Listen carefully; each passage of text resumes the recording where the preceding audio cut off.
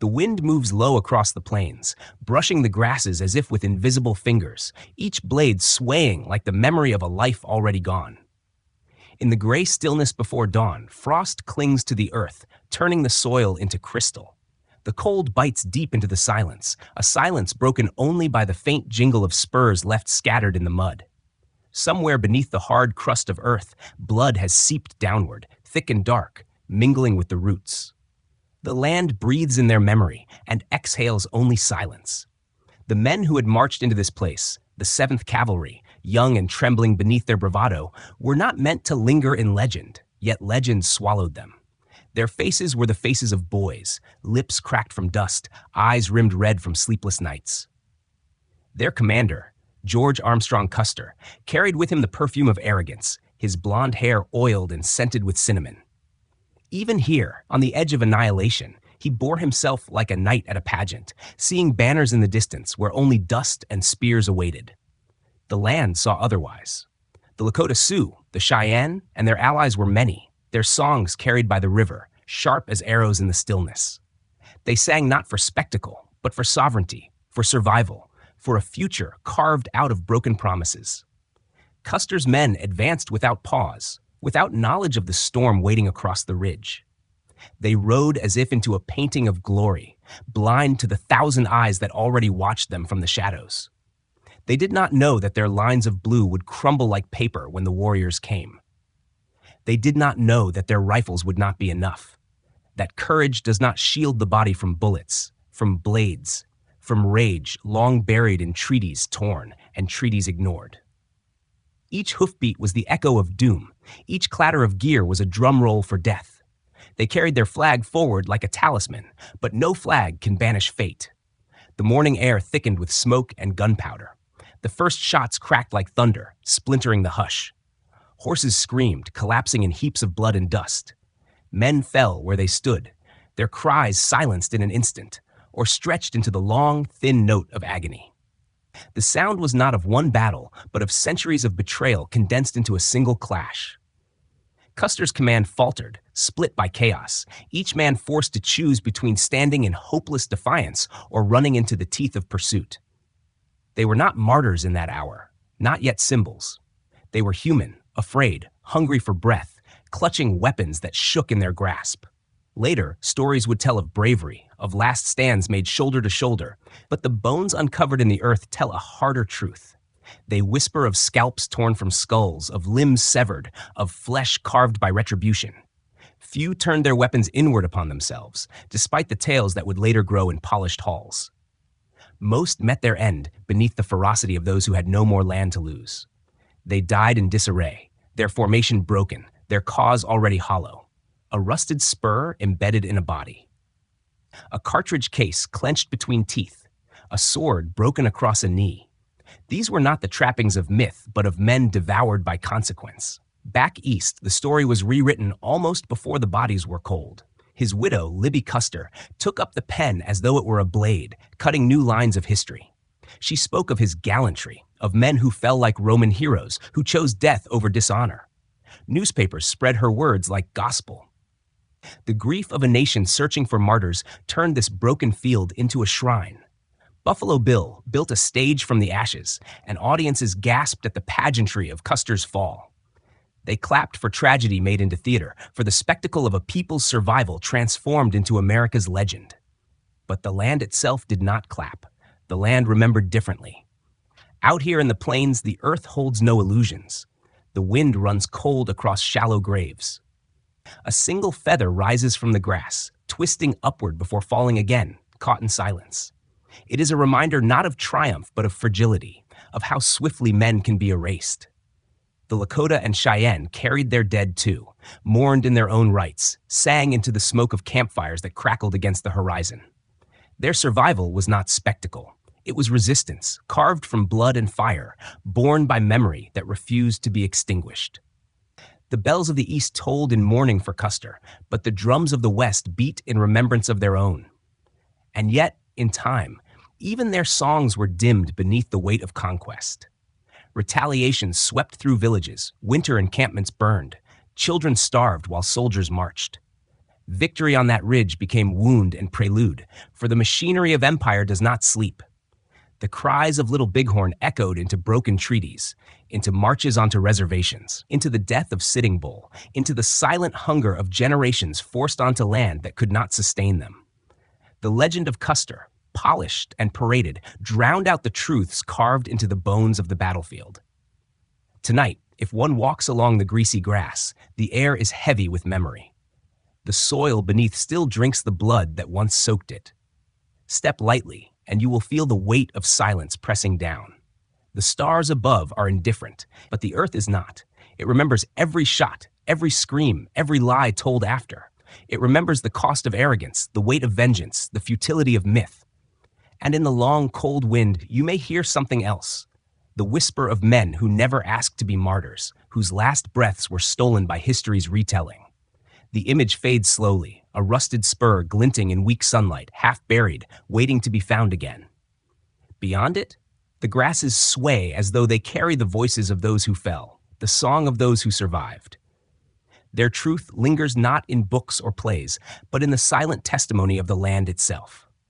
And as the wind carries that silence forward, it beckons us deeper toward the next chapter, where myth and memory collide once more, and where the shadows of empire stretch longer still. The last glow of twilight clings to the horizon, dimming the ridges and gullies into shapes of ash and shadow. Reno Hill rises like a jagged silhouette, a grim watchtower over a battlefield strewn with the remnants of confusion. The earth here carries a smell of dust and iron, the acrid tang of powder thickening the throat of any who linger. Horses shift restlessly, their sides streaked with sweat, their nostrils flaring with the memory of screams. One among them, Comanche, stands wounded yet alive, his great body trembling as if he bears the grief of the fallen upon his back. His breath, rising in pale wisps, seems the only sign of life left among broken formations. The hill is littered with fragments of a shattered campaign. Tarnished spurs lie half buried in dirt, cracked canteens glint dully beneath fading light. Saddles streaked with blood rest in collapsed heaps, their riders long vanished into silence. The wind sifts across abandoned gear, rattling buckles and torn straps, as though the objects themselves attempt to speak of what happened here. These were the possessions of men promised honor, but now they are relics of fear and disarray. The land itself seems reluctant to give them back, swallowing them into its dust.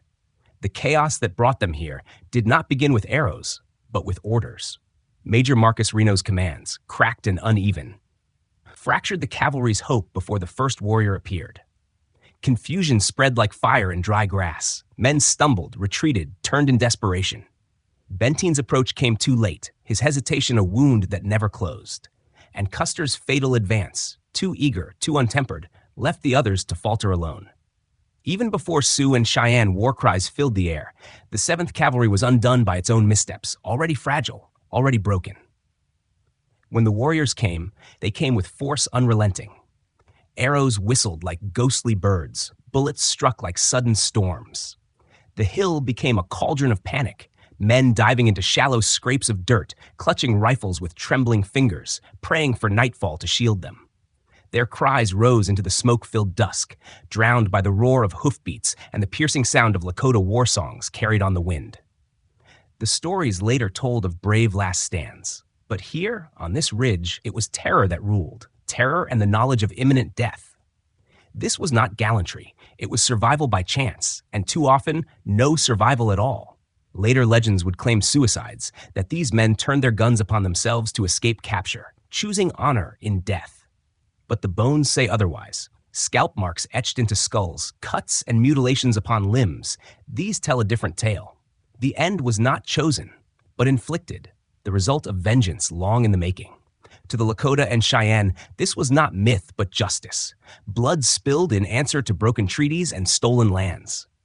The cavalry may have carried flags of empire, but the people they met carried the weight of history itself.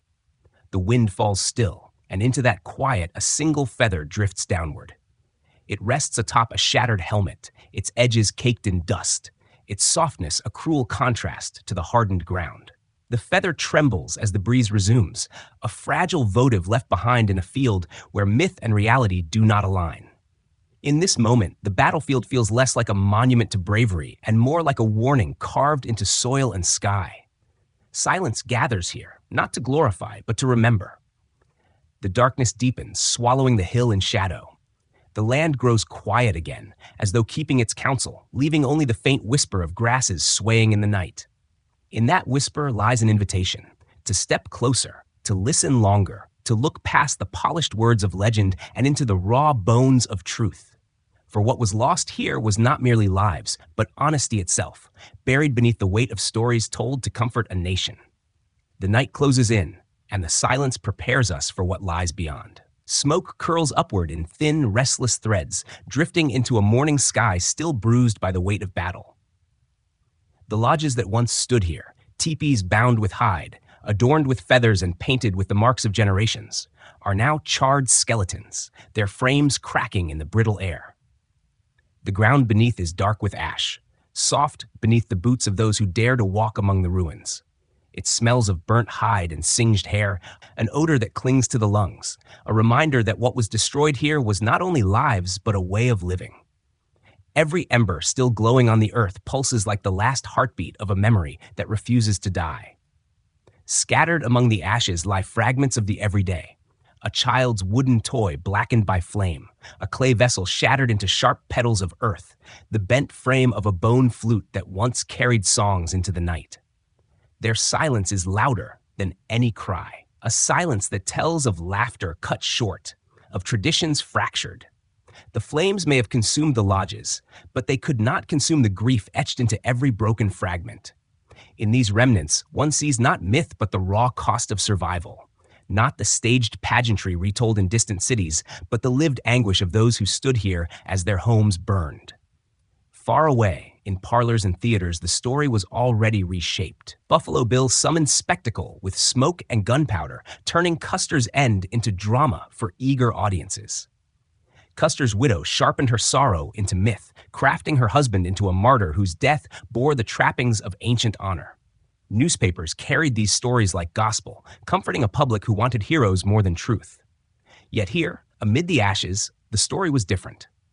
Bones and soil whispered of bullets and scalping knives, of vengeance carried out with unrelenting precision. The land itself resisted the lie, its silence a testament stronger than any stage. A scorched branch lies at the edge of the camp, its core split but still faintly warm. It is more than a piece of wood. It is the blackened echo of ceremonial fires that once rose in prayer, now reduced to ruin. Its crackling is faint, like a hymn half remembered, a reminder that memory smolders long after flames die. Beside it rests a leather pouch, clasp rusted, its contents spilled and hardened into the earth. These objects refuse to vanish, pulling the gaze back again and again, insisting that the truth cannot be buried so easily. As the smoke lifts higher, it thins into the pale morning, drifting toward the sun like a prayer that does not fade. It is not triumph that rises here, but testimony. Not glory, but grief. This place holds no illusions. The embers of myth are cooling, and what remains is the cinder-littered silence of lives interrupted. In that silence, we are compelled to lean closer, to acknowledge what was endured rather than what was staged. The camera of memory lingers on the last plume of smoke as it vanishes into the sky, carrying with it the weight of all that cannot be forgotten. And from that smoke, we are drawn onward, toward the deeper shadows of consequence that lie beyond. The northern plains open like a vast, desolate stage, their horizon unbroken but for the ragged teeth of ridges scarred by war. The wind moves low, carrying with it a metallic tang, blood mingled with iron, rusted by time yet sharp in memory. Canvas fragments cling to thorny brush, flapping like wounded wings. Across the barren stretch, bodies lie in twisted choreography, their positions mocking the order their commanders once demanded. It is as though death itself has written a darker code, scattering men in patterns of despair rather than discipline. Among them lies Custer, boots empty, perfume faded, the bright banners of his arrogance reduced to silence. Even here, long after the shots have stilled, his presence lingers like a ghost refusing burial. The evidence is written across the field. Footprints, hoofprints, trails of panic and pursuit scrawled in the dust. They tell of Reno's retreat, Bentine's hesitation, Custer's reckless advance into overwhelming numbers. Each trace is a footnote in the soil, a record of missteps too costly to recover. Above it all, memory carries the beat of war drums, pounding not with triumph, but with resentment, heavy as lead. The skulls, half buried in the earth, bear mute witness, their hollow eyes staring upward, demanding recognition. The ground drinks in their silence, but silence does not absolve, it condemns. A willow leaf, brittle and veined with autumn's decay, drifts downward, settling atop a canteen dented and stained. Its delicate weight is an elegy for the young who marched toward an illusion of gallantry. They chased glory as if it were a prize worth dying for, yet found only the ambush waiting in the folds of the land. Across the river, voices of the Sioux and Cheyenne murmured of prophecy fulfilled, of oaths broken and sovereignty reclaimed. Their triumph was not the triumph of myth, but of survival, carved from betrayal and paid for in blood. The leaf trembles in the wind as if in mourning for innocence devoured by ambition. Legends grew quickly, stories polished until they gleamed. They spoke of men choosing death rather than capture, of suicides marking some final gesture of honor. But the bones speak differently. They bear the marks of scalping knives, of dismemberment, of rage carried out on flesh. Only a few, perhaps, turned rifles on themselves. Most met an end harsher, their deaths neither voluntary nor dignified. The truth buried in their remains resists the polish of romantic retellings, demanding to be heard, insisting that myth be burned away to reveal the human cost beneath. As the sun dips low, shadows lengthen across the ridge. The battlefield becomes veiled in dim light, every contour softened into morning. From that deepening shadow, a solitary feather descends, caught in the fading glow. It drifts gently, flecked with earth, before coming to rest upon a rusted spur half swallowed by soil. That fragile token carries the weight of finality, yet also of continuity. It does not declare victory or defeat. It speaks only of memory, memory too easily bent into legend, but never entirely erased. The plains fall into quiet, the wind settling into a hush. What lingers is not the roar of battle, not the blare of trumpets from theaters far away, but the soft pulse of truth waiting to be uncovered. This silence is a threshold, an invitation to step beyond illusion and deeper into reckoning. The feather on the spur marks the crossing. Beyond it lies the next chapter, where grief ripens into consequence, and where the empire's shadow begins to stretch further than even Custer imagined. Ashen dusk settles like a shroud, draping the ridges in gray where sparks still leap from dying campfires. The sky glows faintly, streaked with smoke that drifts into the widening arms of night. The air carries the pungent fragrance of sage, mingling with the acrid scent of charred wood. It is a fragrance of endurance, bitter and sweet at once, breathing of ritual and ruin. The silence here is not empty. It is thick with what has been lost, and with what must be carried forward. In that silence, a figure emerges in memory. Sitting Bull, the spiritual anchor of his people, his gaze fixed beyond the immediate devastation, into a horizon haunted by prophecy. He is not adorned in triumph, nor cloaked in the myths that outsiders will later weave. His strength is quieter, a defiance born of vision and faith, carved into his bearing like the lines upon his face. Around him, the remnants of winter encampments smolder in ash. These were homes once alive with children's laughter, with the aroma of simmering stews, with prayers whispered into the smoke of sacred fires. Now they are blackened shells, destroyed in retaliation campaigns that sought to erase both life and memory. The fires that consumed them did not consume the people, but they scarred the soil with grief. Each ember still glowing is a small resistance against forgetting, a fragile testament to survival. Custer's death had already been painted into theater, his name inscribed as martyr, his widow scripting grief into a myth of gallantry. But Sitting Bull carried another truth, far heavier than any myth could bear. He saw treaties shredded like brittle bark, promises burned away like chaff in the wind. For his people, the victory at Little Bighorn was never the end, only a chapter in the longer story of betrayal. In their morning songs, in their ghost dances, in the rhythm of drums beating into the night, they carried memory not for pageantry, but for continuity, for defiance against a nation determined to silence them. Among the ashes lies a child's moccasin, its edges blackened by fire, its leather hardened into brittle curves. It is small enough to cradle in a hand, yet vast enough to carry the sorrow of generations.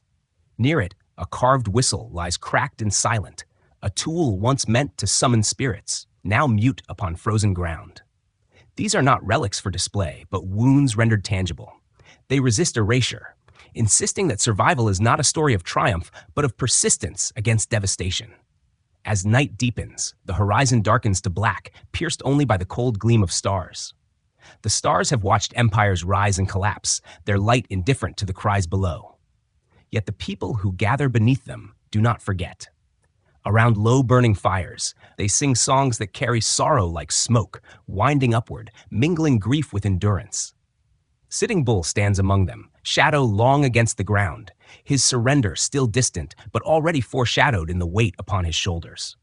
When he lays down arms in the years to come, it will not be defeat alone, but the culmination of exhaustion wrought by relentless pursuit. The camera of memory lingers on the embers, glowing faintly as cinders drift into the night air. They pulse like fragile hearts, small but unyielding. A feather carried by the wind descends among them, its pale strands illuminated briefly by the fire's glow before vanishing into darkness. The feather does not speak of endings, but of continuities that survive ruin. In its descent, we sense the shift to what follows, the reckoning still to come, where the fires of one battlefield ignite the shadows of another, and the long arc of consequence begins to unfurl. Dawn arrives brittle and cold, its light filtered through a sky still stained with smoke. Frost clings to the riverbank, sparkling faintly like shards of broken glass. Into this silence rides Curly, the young crow scout, his breath rising in plumes against the morning air.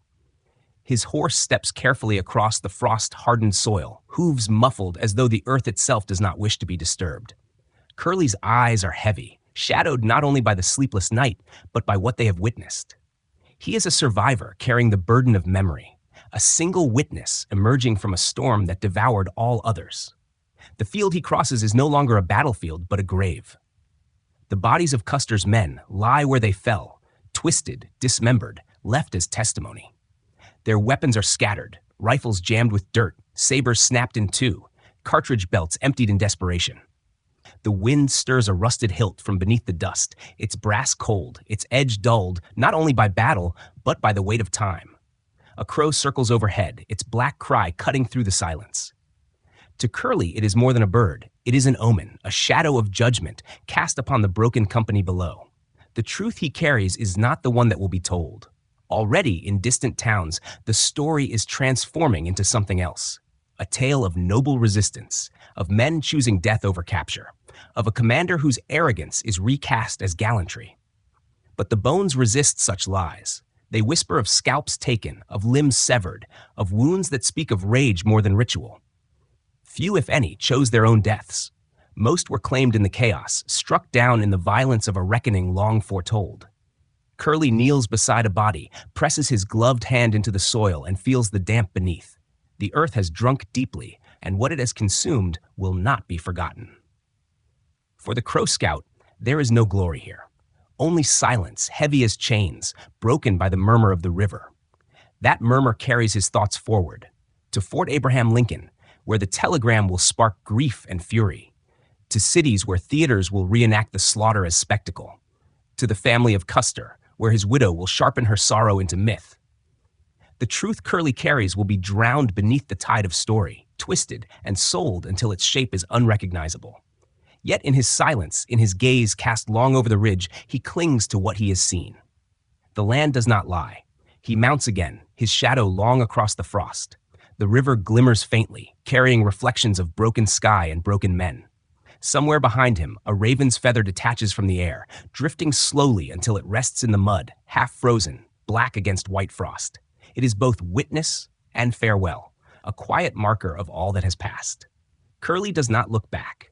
He rides forward into history's current, carrying with him the burden of truth that may never be fully spoken. The camera of memory lingers on the feather in the mud, its edges rimed with ice. Around it, the grasses sway softly, as though bowing to what has been endured. And in that fragile stillness lies the threshold to what comes next. The long shadow of empire's vengeance, the relentless turning of consequence, the silence that prepares to give way to another storm.